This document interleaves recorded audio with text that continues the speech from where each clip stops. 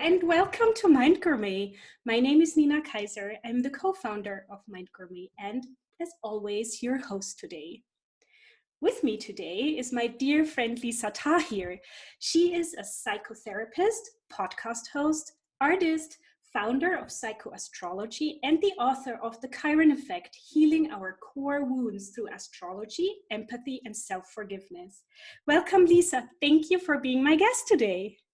Hi, Nina.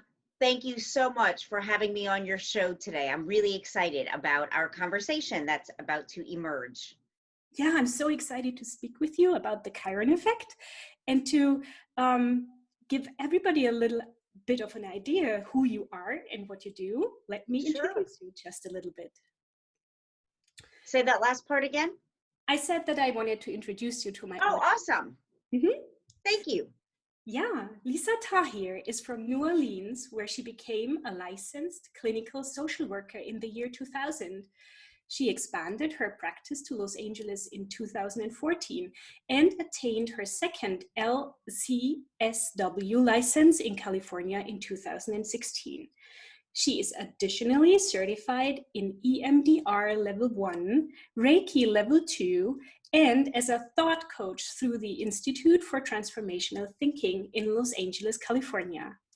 Lisa has private practice office locations and residences in both Los Angeles and New Orleans, and she lives between both cities with her cats, Chiggy and Baby. She is passionately committed to working with people to help them heal through all of the senses of the body by utilizing intuition, therapy, energy healing, meditation, Reiki healing, crystal healing, nutrition, sound frequencies, yoga, exercise, podcasting, writing, and teaching. Lisa is the author of The Chiron Effect, Healing Our Core Wounds Through Astrology, Empathy, and Self-Forgiveness. The Chiron Effect is a guide to using astrology as a diagnostic tool to identify one of the 12 core wounds and heal them, utilizing a prescription of psychology, empathy, and self-compassion. Lisa reveals how to harness the placement of the minor planet Chiron in your birth chart to transform core wounding and unconscious patterns that block empathy and self-forgiveness. Lisa enjoys speaking on topics related to psychoastrology, spirituality, emotional health, physical health, and mental well-being. She loves maintaining her fitness through many self-care practices and activities that range from meditation, reading, writing, creating glass art, running, indoor rock climbing, yoga, surfing, traveling, weightlifting, and spending time with family, friends, and loved ones. Lisa hosts the popular weekly podcast, All Things Therapy, found on LA Talk Radio, iTunes, Google Play, iHeartRadio, Stitcher, YouTube, and other places where podcasts are found. At nolatherapy.com, you can connect with Lisa and learn more about her work, including her nonprofit, the Yes Foundation. It uses tax-deductible donations to teach children and adults with disabilities to blow and cast glass art, utilizing her ADA-compliant and US patented workbench, the Chariot. Wow.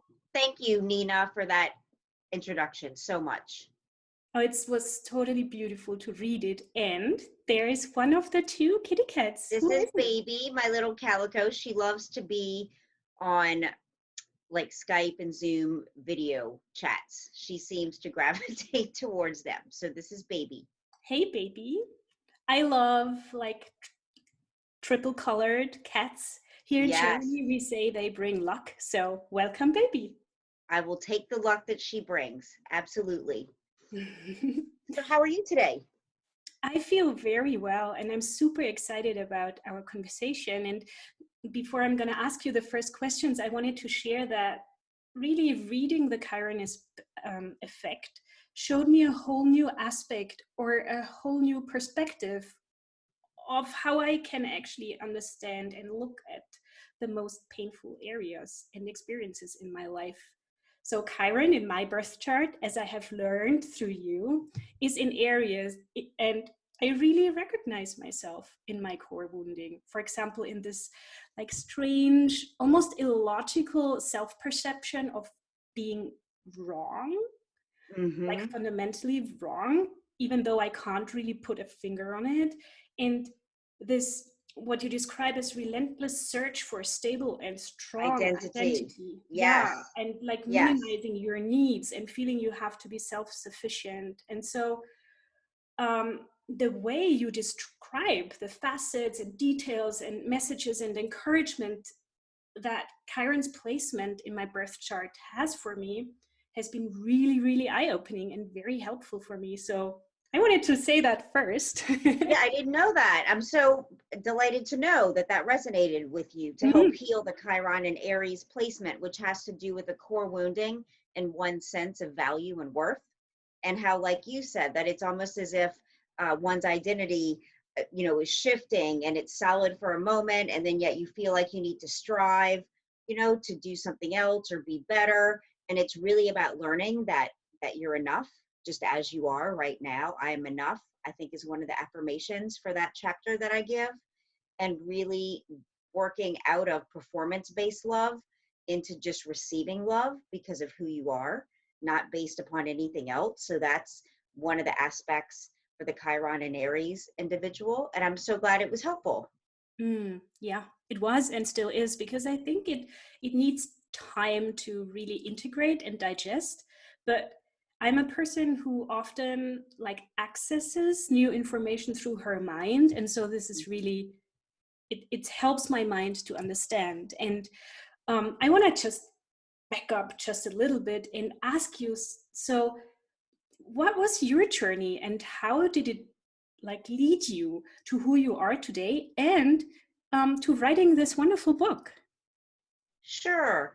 For me, it really started at age 21 when I entered therapy as a client. And it was really life changing to work with somebody who I felt really saw me and heard me and helped me navigate some of the childhood and adolescent and early experiences I had that I talk about in the book, as far as some challenges and difficulties to heal some of my wounding. And so as a result of working with that therapist, being a client, I realized that I want to become a therapist and help and support others to heal. So I started social work school at Tulane, uh, and finished, I think, by age 24, and started on this journey. I've been licensed as a clinical social worker for over 20 years in both Louisiana and then in the last few years as well in California, like you mentioned. And I really love just working with people. I love working with adolescents and college age people, especially because it's such a wonderful age to get a sense of who you are and resolve things earlier in your life so that you can spend the rest of your life in more happiness and joy. And at the same time, I say that it's never too late to come to therapy. It's never too late to heal. So even if you're much older, that doesn't matter. Come and do the work to resolve your own unhappiness so that you can really expand into who you're here to be. And I just love doing that with people. And that's part of why I also wrote the book, is because I became frustrated, Nina, with how sometimes therapy is about rehashing these old and traumatic memories. And it seems like forever you're talking about the same thing. And I knew, like, even for myself, some of the same uh, experiences that had hurt me so deeply kept coming up in these other situations, people, places, and things. And I just kind of asked, what is beyond this? I want to present a paradigm of healing beyond what this is with the rehashing of memories. And the word Chiron came to me while I was meditating. And my only reference for Chiron is as one of the archetypes that Carl Jung talks about, Chiron as the wounded healer. And when I started to research more into that, I realized that Chiron in astronomy was discovered in 1977 by a Dr. Charles Cowell. And some say it's a minor planet, some say it's a comet. It has a comet designation in astronomy, P95 Chiron, Chiron. And in your astrological chart, it's a placement just like your sun sign, your rising sign. And Chiron identifies these areas of core wounding. There's 12 placements of core wounding. And I spent 3.5 years researching and writing about this to offer another paradigm. Excuse me, it's not new, and that other people from Freud who came up with the repetition compulsion, he spoke about issues are just kind of repeated over and over through different situations that we live through. Object relationist talked about it. Eric Erickson talked about it in his development of personality. So what I'm saying isn't new. It just has never been spoken through the perspective of Chiron, giving you a way to identify what your core wound is specifically so you can heal it more directly and efficiently. And so that's what my book offers, is just a different way to approach healing. And I'm excited for people to read it and share what they think. Yeah, it's so, so valuable. And while maybe not everything is new, what is super new and what I feel is so genius as a word is that you actually founded psychoastrology. And I wanted to ask you, what's the concept behind this word? It sounds in a way self-explanatory because Exactly. psycho and astrology, but Yeah. how would you yourself describe it a little more in detail? No, you got it, Nina. It's really simply just where our personal psychology meets our natal astrology. And for me, it's with the placement of Chiron. I'm a psychotherapist, not an astrologer, but I leverage the placement of Chiron as a diagnostic tool to go into your core wounding that is then, like you said as well, remediated through personal responsibility, psychology, and spirituality. So it is self-definitive, which I wanted it to be. It's just your psychology and astrology, and we're going to work with both of those so that you can resolve, ideally, kind of, in its totality, what your core wounding is, so you know the area to work, that your affirmations, again, as a Chiron and Aries individual, is around your value and worth. And every day, approving of yourself. Every day, I'm good enough. Every single day, throughout the day, I am valuable and worthy. And by doing that, just the one affirmation piece, it really changes your thoughts about yourself, your beliefs about your life, and then you begin to live and act differently and attract new experiences and shift your frequency in your life, in the orbit of the people, places, and things that you habit. Yeah, right when we are I often feel that when I adjust my inner state of being, my vibration, then my perception of the world changes, and it really appears also like things changed through me changing, which is so beautiful. And yeah, I find it amazing, the combination of therapy, like psychotherapy or psychology and astrology, because I find these are both very, very powerful, can I say expertises or tools, expertise, tools, right? yeah. And in their combination, it I feel like it gets more powerful than just 1+1. And Yeah. yeah, so in the Chiron effect, you say that the placement of Chiron in a zodiac sign reveals the specific core wounds that causes us recurring issues, themes, and problems that result in persistent, painful challenges and patterns for each of us. Can you explain us a little bit more? For example, how can we find out which our core wounding is? We need to work with our astrological chart, right?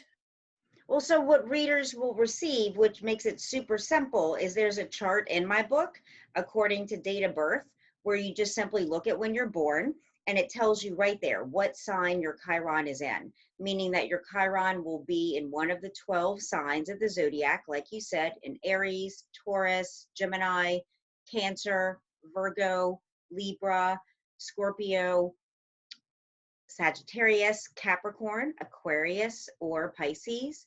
And so then from there, the first part of the book is set up to just set the stage around what this healing is about. I go over boundaries and getting a journal and making a place where you might go sit and read, light a candle. This is really about your self-care and learning to love yourself. And the healing is found through compassion, empathy, and self-forgiveness. And so it's setting the stage, the first 4 chapters around, how to approach this work. And I use, the inclusion of various belief systems. It's not just about what I believe.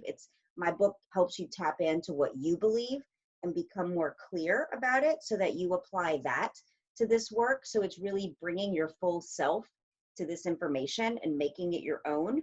Because otherwise it's just something you read and put down and it's not life-changing. The book is intended to really help you change your life based on what you believe versus convincing you of something different. So that's something I spend a lot of time doing. And there's an interactive website at nolatherapy.com/Chiron, where you'll go there and find what house your Chiron is in. And the house placement identifies where your core wound manifests. Did you look and see what house your Chiron was in? I know it's in the sign of Aries. So you would go to my interactive website and enter your date of birth information, and then it gives you the house placement. So, because that helps you know that, say if your area is in, believing in yourself, your sense of value and worth, it doesn't mean that's happening everywhere in your life. There's like one aspect of life. It might just be in your work, your professional life, or it might be with your partner, or it might be, and just again, it really specifies and hones in where this is an area of struggle for you. So it further refines and makes it easier for you to be in relationship to yourself. I'm gonna find that out because I'm Awesome. really, Yeah, let me know. I felt like it was fitting to my own perception of my core wounding on a general basis, but I'm really curious to know in which house and area of my life it is actually. Yeah, let me know when you find that. I will. So you speak, like, even in the title of the Chiron Effect, about the importance of empathy and self-forgiveness. I find these both very, very big. Sometimes I'm wondering if self-empathy and self-forgiveness and forgiveness actually can exist without each other. It feels to me like they are almost sisters in a way. Yeah, yeah. And so I wanted to ask you, in which way can empathy and self-forgiveness help us to heal so we can shift this current frequency that sometimes or often in this specific area of our lives maybe makes us suffer and like we're stuck in a way? That's really such a good question, Nina, because it brings to mind the ways that we have layer upon layer of judgment upon ourselves. And if you just kind of take a moment and even sit back, you as the viewer or the listener, and how we wake up and it's a new day. And often we have to remind ourselves that this is a new day filled with opportunities, because kind of the old mind or the old brain just feels like we're picking up from yesterday. Yeah. And in some ways we are, but I think we're also at a new point of attraction. We're at a new vantage point with a new day, and to really be able to feel into the possibilities that exist for today. And can you remind me of your question, Nina? I feel like I'm going on a tangent. What about empathy and self-compassion and the roles that they play? I got it. And so I think to really wake up, and I found that there's things every day I have to forgive myself for, meaning unraveling, peeling back the layers of the onion, and really applying love, self-love, and understanding and compassion to ourselves for every decision that we've made or haven't made, every step we've taken or haven't taken. And it's really a deep process and journey into self-acceptance and self-love. And as a result of that positioning of my book, His Holiness the Dalai Lama endorsed it last week, which was such an honor. He really resonated with the themes I expand upon related to forgiveness and compassion. And in his letter he sent me, he said he really believes this being the keys to healing. So it was such an honor to have, my perspective really supported by him, because to me, His Holiness embodies compassion and self-love. And if you follow him on Twitter, he's always offering a paradigm and perspective of just going deeper into compassion for ourselves and humanity. And it's something to bring to every day, every moment of our day, how we can just be more compassionate and forgiving towards ourselves. And then that naturally like kind of beams out to others. We're able to have more patience. We're able to have more understanding. We're able to feel less victimized, less defensive, less like, people are trying to hurt us. We're coming from a perspective of people are doing the best they can, like we are. So I think it kind of softens life to really look through the lens of compassion, empathy, and self-forgiveness every day. Yeah, and there's one thing I wanted to ask you about forgiveness, because forgiveness is something that I'm thinking about often, and it's almost like a puzzle that I feel I haven't solved yet, because um, in in the book you say that forgiveness is not a one-time event, which I can see for myself, and that it is progressively happening. And the thing that I find very hard to pinpoint is to know when actually did we truly forgive, be it ourselves or somebody else, and how do we actually know if we let the thing that is so painful really, if it's really gone. Well, I like what you're saying about the progressive happening, because we are progressively happening. We are progressively unfolding.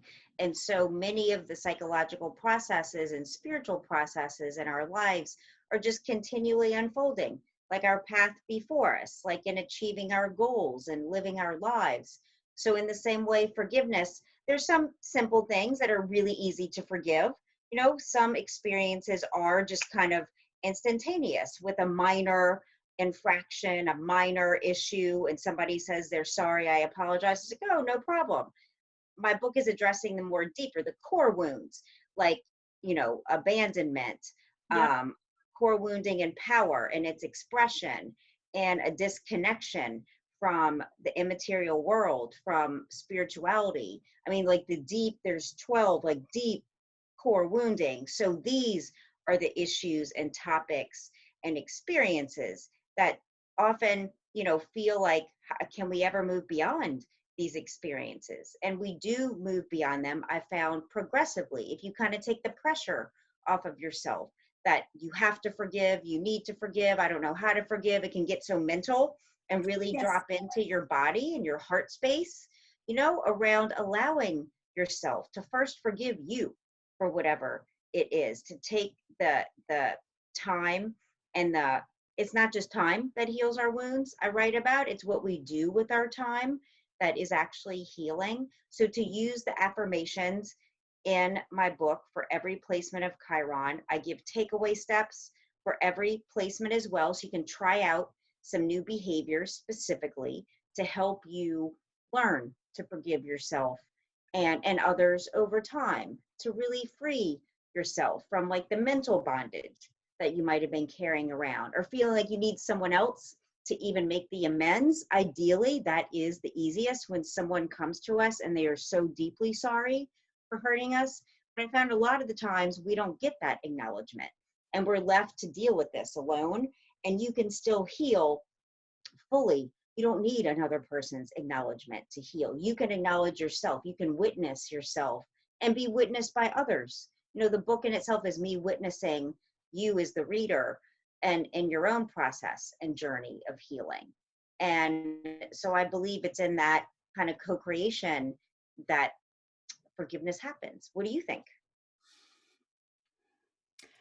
So like my current point of perception is very similar. I do experience it as a process.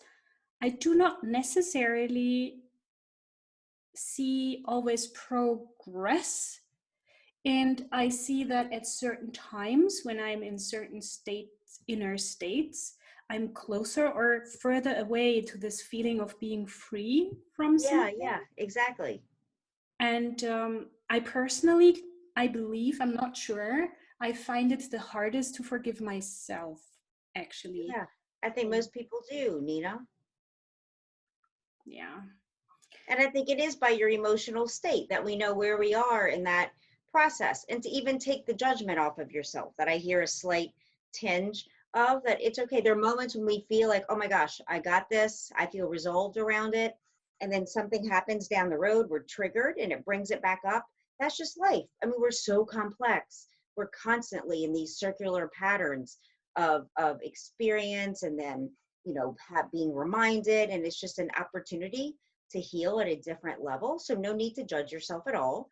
It's totally you're on the path, and just to be with your emotion tenderly with whatever is coming up, be it you, Nina, that I'm speaking to now, or the listener, the viewer, that it's okay. I think the biggest message of my book is like, it's going to be okay. Like really, really self-soothing is key in healing. Self-soothing practices, techniques. I talk in depth about meditation and its use, and there's a meditation in the book that you can use. So it's really about applying self-soothing to our soul, to our emotions. So we're de-escalating the fight, flight, freeze, like really just like taking it down to separate from the experience and be more of the observer of our experience in a loving way. And that's how we really start to feel some peace and joy and like mastery, like, okay, I got this. Yeah, and the feeling of, okay, I got this is Yeah. one of the most powerful feelings ever. Yeah, it feels good. Yeah. So what I'm seeing for myself and sometimes when I speak with others is that when it comes to those big inner pains that I think could be the core wounding, that it's even scary to actually look at them. Mm. And so I wanted to ask you if it feels scary or at least uncomfortable to look into what it really is, how can we make, or how can we best make conscious contact with our core wound so we can begin to heal it? Yeah, that's again such a good question, Nina. And my book really like steps you step by step along that path. That's why it's so important to start from the very beginning and not just jump to where your Chiron is and read the one chapter and put the book down. Like it's a progression into addressing your core wounds and the setup. Creating the container for change is one of my chapters where you're really creating that inner container to look at these wounds in a way that is not going to overwhelm or destabilize you from your life, depending on what those core wounds or experiences might be for you. So it's a really I guide you, like holding your hand in this book to approach your core wounding. Like, what are some of the paradigms, looking at it from a strengths-based perspective, looking at the trans theoretical model of change, talking about a lot of the science and research that has been done around healing. And I've been a trauma therapist 20 years, so I cite other mentors and authors that offer perspectives to really address your core wounding in a way that isn't traumatic, that isn't re-traumatizing. It's a curiosity kind of like being curious about yourself. And so that's why I just encourage people to really go through the book page by page, because it'll get you there Yeah. to where this feels like something more exploratory and knowing it's for positivity. You're going to feel better after reading this book, not worse. So it's really self-healing. Like it's a really self-healing book that you feel better and inspiration. I've been told, a lot of self-soothing, a lot of just like, wow, like some new techniques to add to your toolbox. So that really excites me to offer people practical healing steps. It's not just like an intellectual read. It's kind of like mind, body, and spirit, and takeaway tools so you can use them every single day. Yes, and I find that so important that what we learn is actually applicable and at its best, like right now after we learned it. And Yeah, me too. I like that. yeah, and so reading about the core wounds, and on one side, knowing about the pain, on the other side, it's almost hard to feel, but it's kind of to me like they are actually a huge gift, like wrapped in a weird like wrapping paper. Yeah. So I wanted to ask you, how can knowing our core wounds intimately actually be the way into making different choices and living a more fulfilled life? Well, I think that the most direct and easiest way to answer that so that everyone listening and watching can really get it is how many times I can tell you as a therapist, countless times people come in and say, Lisa, I'm dating somebody new, and oh my God, it's just like my ex-husband, it's just like my ex-girlfriend. Holy shit. Like I thought this person, they seem so different and I'm feeling the same way. Like, what's wrong with me? I mean, how many of you right now can relate to that we are in a new relationship, we're in a new job, we're in a new community with friends, and all of a sudden the same old patterns and things come up and almost sideswipe us blindly. And we're like, what's wrong with me? What's wrong with them? There's often anger, resistance, blaming, and the whole situation goes south again, much like it always did in every other situation. So this is what my book addresses. So you are ending that pattern forever. You're addressing your contribution to your own unhappiness and really seeing the patterns that you don't need anyone else to change for you. It's totally self-empowered by you. Like you are directing the course of your life by understanding, because of this neglect, because of this abandonment, because of this not being seen or heard empathetically, I am showing up as, or I'm not showing up as. And it really puts you in the driver's seat to change things. So you're attracting what you really want instead of what you don't want. So it's really that simple, understanding your own patterns that have contributed to your unhappiness and changing them. So you're Yeah. not blaming or shaming anyone, yourself or anyone else. Right. And isn't it that the only person or being we can transform, change, or recreate in a way is we ourselves? Yeah. So, like referring to what we've just been speaking before, there is this beautiful question in your book that I'm wondering, it feels like it complements it in a wonderful way. And it says, how will you answer Chiron's inward invitation to water, weed, or dig up and replant your inner garden so that you will yield something of meaning and purpose at harvest? That's so beautiful. Is there anything that you would like to add additionally to what we've already been speaking about it? No, thank you, Nina. I think just that sentence really encapsulates there are things in your life that you're doing. You want to just keep watering them.